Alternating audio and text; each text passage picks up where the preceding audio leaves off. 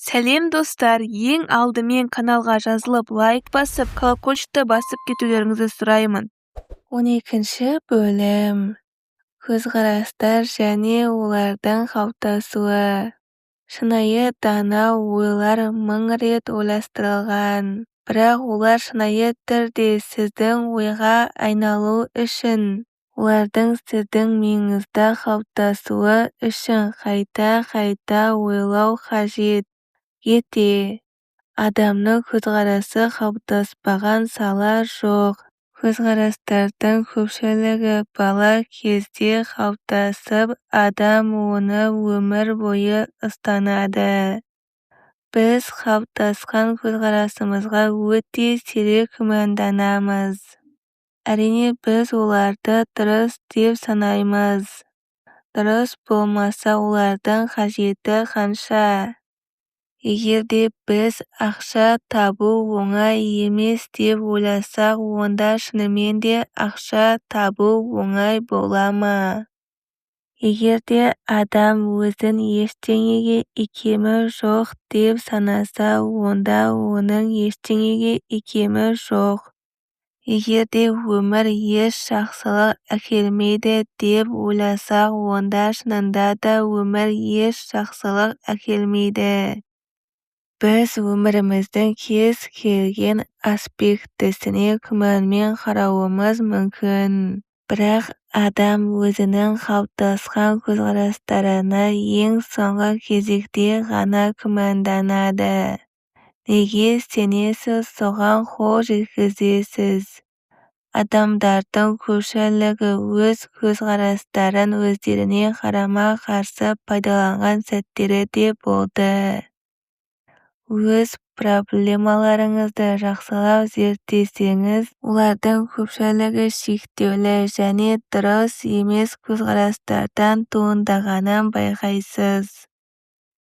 Сондықтан да адамдармен қарым-қатынаста қиындыққа тап болсаңыз, адамдардың қарым-қатынасына деген өзіңіздің көзқарасыңызға талдау жасаңыз. Көзқарастарыңыздың барлығын саралаудан өткізіңіз. Денсаулығыңызға байланысты проблема көп болса, онда денсаулыққа деген көзқарасыңызды мұқият зерттеңіз. Егер де сіз ақшалай қиындық көрсеңіз, онда ақшаға деген өз көзқарасыңызға мән беріңіз. Дәрістердің бірі аяқталған соң маған 30 жас шамасындағы ер адам келіп, оның табысы мүлде мардымсыз екенін баян етті. Ол өзін және отбасын асырап келеді, бірақ қаржы жинай алмайды екен. Менде қажетінше қаражат ешқашан болмайды деп иығын көтерді ол. Жақсы өмір сүретін адамдар қатарына қосылу мүмкін емес. Екеуі де негативті көзқарас. Менде қажетінше қаражат ешқашан болмайды және жақсы өмір сүретін адамдар қатарына қосылу мүмкін емес.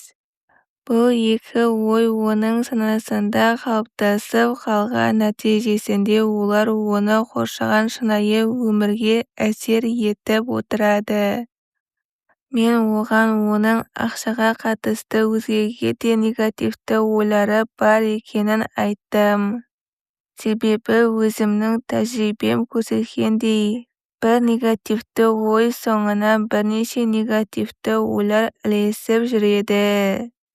Мен одан ақшаға және табысқа байланысты барлық ойларын қағаз бетіне түсіруді өтіндім. Оның жазған тізімі көп нәрсені түсіндіреді. Ол мынадай көзқарастарды көп жазған екен. Егер мен біреуден қарызға ақша алсам, онда ол адам мен үшін ақшалай қиындық көреді. Жақсы қаражат табу мүмкіндігін өзге адамдар иеленген. Барлық табысты адамдар бұл өзімшіл адамдар, ал мен өзімшіл болғым келмейді.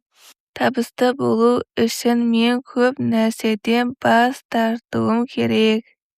өзін-өзі шектейтін және өзінің абыройын түсіретін тізім. Бұл адамның қаржылай табысқа жете алмағанына таң қалуға болмайды. Себебі ол өзінің түйсігімен күрес жүргізді.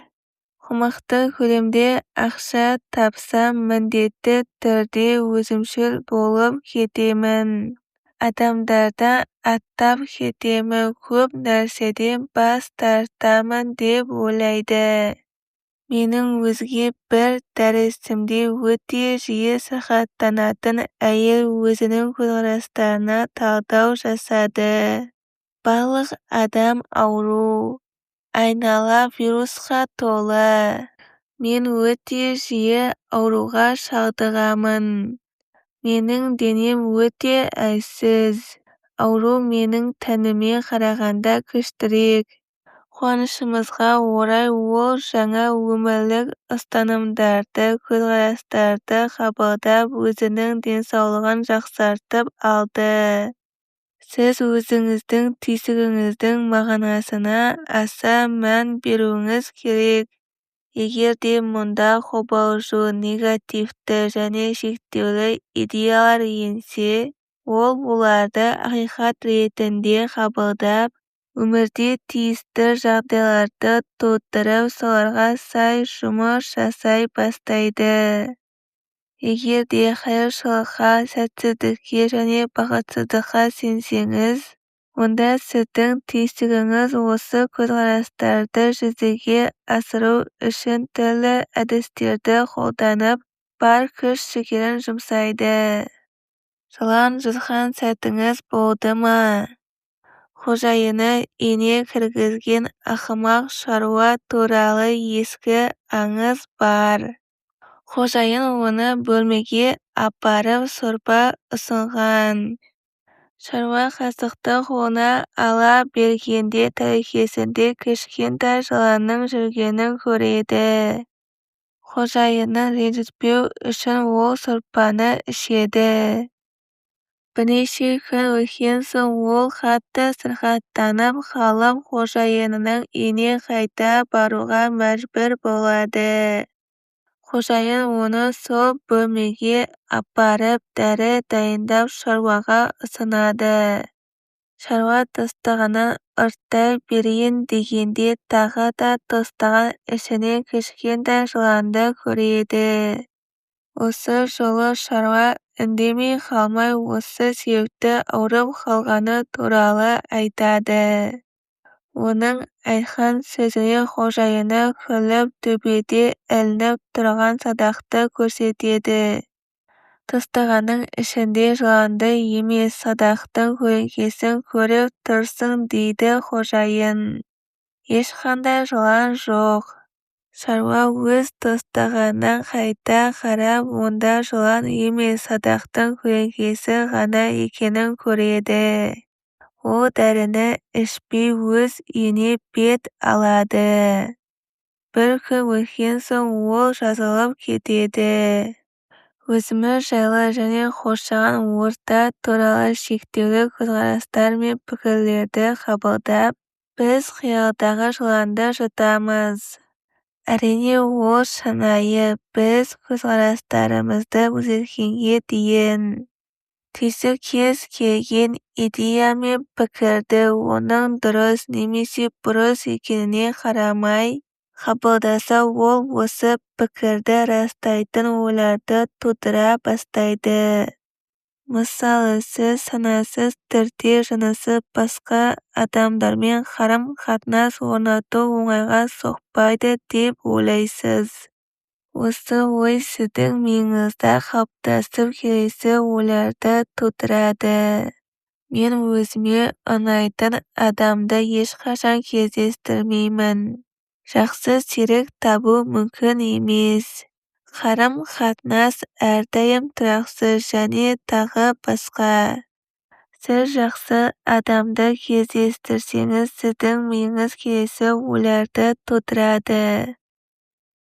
Ол сондай жақсы адам емес шығар. Тырысып көру де керек емес. бәрібір де ештеңе шықпайды және ол ешқашан маған қарамайды.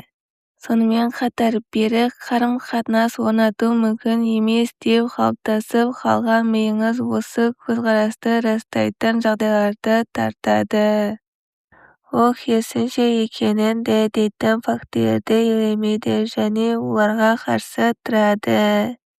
Ми сіздің көзқарастарыңызға сәйкес болатындай қоршаған өмір шындығын бұрмалауы да мүмкін. Сіз өзіңізді қолыңыздан түк келмейтіндей санайсыз ба? Әлде табысыңыз тым мардымсыз ба? Сіз ауруларды тартатыныңызға сенесіз бе? Сіздің миыңыз осы көзқарасты растайтын дәлелдерді табады және оның қызметі осы көзқарасқа көзіңізді жеткізу мақсатында жұмыс жасайды.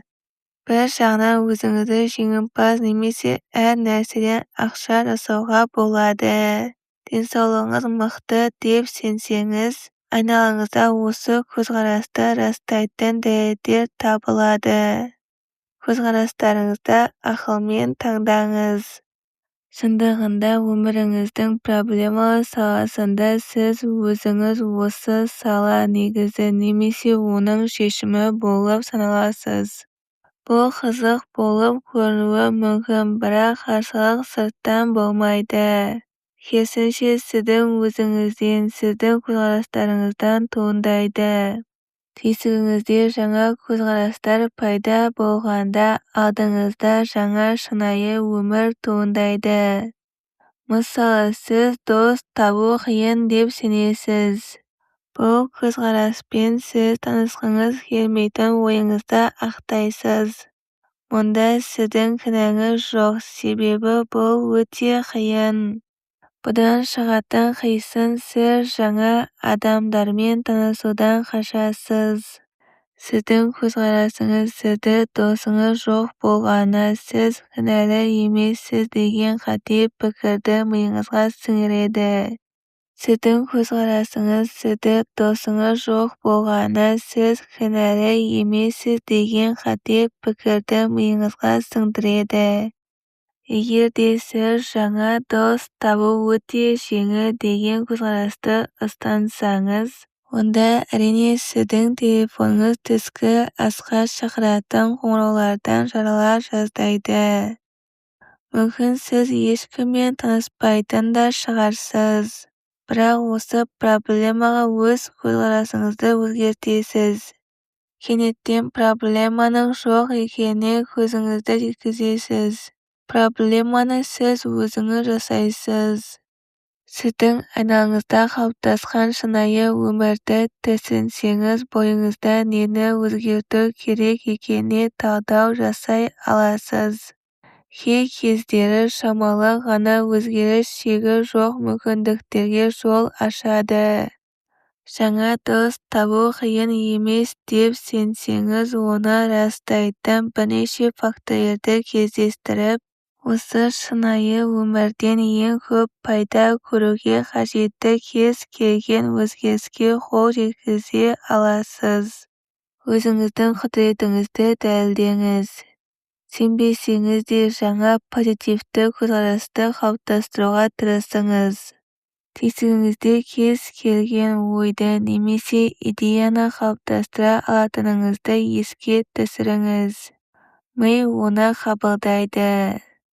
Тек қана оны бірнеше қайталап сезімдер арқылы беру керек. Ми дағды бойынша жұмыс жасайды. Егер де миыңызда шектеулі көзқарастарға орнығуға жол берсеңіз, оларды қуып шыға аласыз. Жаңа позитивті идея қалыптастырып, ескі көзқарасты жойып жібергенге дейін оны бірнеше қайталау қажет. Осылай миыңыздың ішін жиыстырыңыз. Жиһаз ауыстырып қабырғаны бояу сияқты.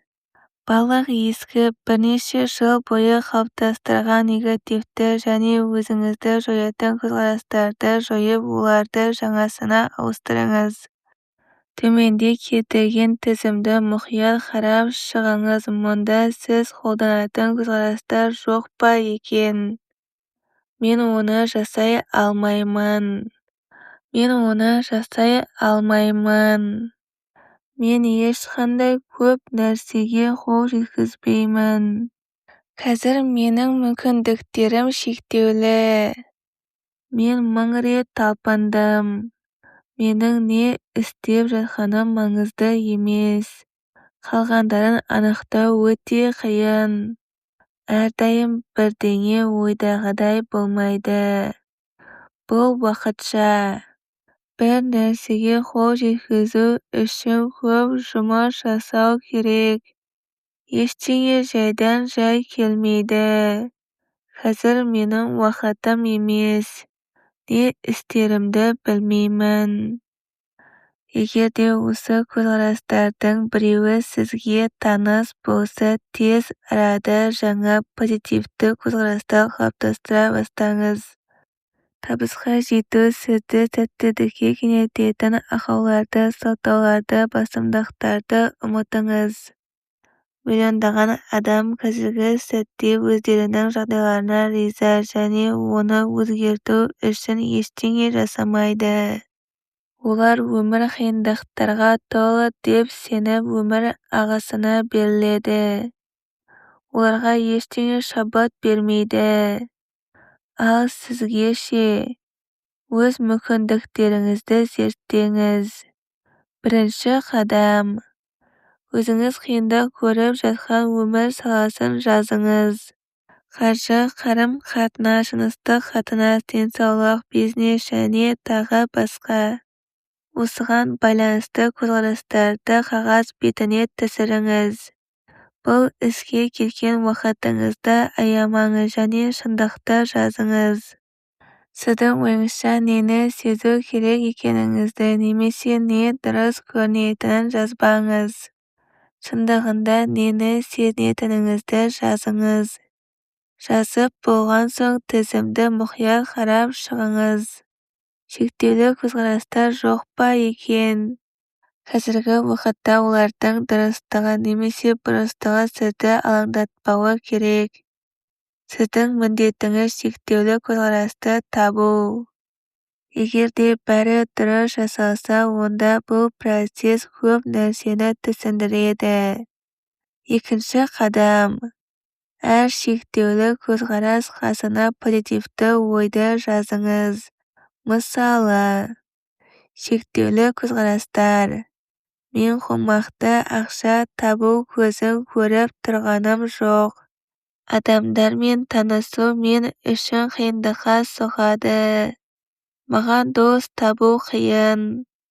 Мен ешқандай табысты адамдар қатарына қосылмаймын. Осы жоба бойынша жұмыс жасайтын уақытым жоқ. Жаңа көзқарас. Қомақты қаражат табудың бірнеше көзі бар. Адамдармен танысу жеңіл.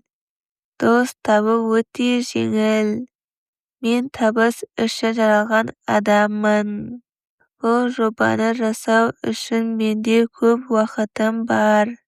Төменде келтірілген көзқарасты қалыптастыру әдісін пайдаланып осы көзқарасты түйсігіңізде бекітіңіз. Әр ай сайын 1-2 жаңа көзқарас қалыптастырып отырыңыз. Бір сәтте бірнешеуін жасаймын деп әлек болмаңыз. Уақыт өте келе көптеген күшті көзқарасты қабылдағаныңызға және олардың тиімді жұмыс жасап жатқанына көзіңіз жетеді. Қалыптастыру. Қалыптастыру әдісі өте қарапайым. Сіз оны дүниеге келгеннен бастап қолданасыз. Алғашында сіз оны сөйлеу үшін қолдандыңыз, кейін көбейту кестесін жаттап алу үшін қолдандыңыз. 6 көбейту 6 немесе 8 көбейту 7 жауабын тез-ақ шешесіз, себебі оларды бірнеше рет қайталап миыңызда бекіттіңіз. Қанша рет көбейту кестесінің мысалдарын жазып есте сақтадыңыз. Сіз қалай оқи бастағаныңыз есіңізде жоқ шығар, бірақ сіз осы әдісті қолдандыңыз. Сөздер мен сөйлемдерді тұрақты түрде қайталап сөзді дұрыс оқымаған сәтте дұрыс қолданбаған сәтте сізді дұрыстаған шығар, немесе өзіңізді өзіңіз дұрыстаған да шығарсыз. Енді сіз ана тіліңізде мүдірмей сөйлейсіз, себебі ол миыңызда нығыз қалыптасты. Кез келген жаңа ақпарат сияқты ол сіздің миыңызда қалыптасқаннан кейін ғана сіз автоматты түрде идеяны және көзқарасты қолдана аласыз. Жаңа идеядан алған толқу сезімі шабыт сияқты қаншалықты мықты болса да уақыт өте келе өшіп қалады. Адам жаңа идеядан қаншалықты серпін алса да, егер де ол осы энтузиазмны әрі қарай барғысы келмесе немесе бара алмаса, ол міндетті түрде бастаған жағдайына қайтып оралады. Идея сіздің миыңызда қалыптасуы үшін бұл сөзді ойлаумен байланыстырыңыз. Ішіңізден қайталап идея туралы ойлаңыз. Барлық қарама-қайшы ойларды жойып жіберіңіз, тек қана осы бір идея шынайы болсын. Жаңа идея әлжуаз бала сияқты. Ол өскенге дейін күтімді қажет етеді. Мұқият болыңыз. Қамқорлық жасамасаңыз, сіздің ескі бақылауға келмейтін идеяларыңыз өсіп, ойлау дәндері сияқты жаңа әлсіз идеяларыңызды басып тастайды. Егер де сіз жаңа көзқарасыңызды бір рет немесе 2 рет я болмаса 20 рет қамшыламасаңыз ештеңе шықпайды. Жаңа көзқарастың оңтайлы нәтижесі мида қалыптасуы үшін 1 айдан 3 айға дейін уақыт кетеді. Ал бұл күніне 5-10 минуттан 30-тан 90-ға дейін жететін жаттығу. Адамдар жаңа идеяны қабылдау үшін оны 1 немесе 2 рет оқып сәтсіздікке ұшырағанын түсінесіз. Мен бұған сенуге тырыстым, бірақ қолымнан келмейді дейді олар. Олар соншалықты ынтамен жұмыс жасады ма? Сіз түйсігіңізде жаңа көзқарасты қалыптастыруға тырысасыз. Көп жағдайда олар санаңызда қалыптасып қалған идеяларға қарама-қайшы келеді. Егер де сіз 1 немесе 2 ай көлемінде күнделікті түрде жаңа көзқарасты бекітпесеңіз, онда сіздің миыңыз кез келген жаңа көзқарасты қабылдай алмайды. Күшіңіздің жартысын ғана пайдаланып, өзіңіздің уақытыңызды кетіріп, көңіліңіз қалғанын қалайсыз ба? Кез келген жаңа көзқарастың қалыптасып гүлдену үшін уақыт керек. Керісінше болған жағдайда сіз сәтсіздікке ұшырайсыз. Енді менің соңымнан қайталаңыз. Кез келген жаңа көзқарастың қалыптасып гүлдену үшін уақыт және оған көңіл бөлу керек. Кез келген жаңа көзқарастың қалыптасып гүлдену үшін уақыт және оған көңіл бөлу керек. Кез келген жаңа көзқарастың қалыптасып гүлдену үшін уақыт және оған көңіл бөлу керек. Ұқтыңыз ба?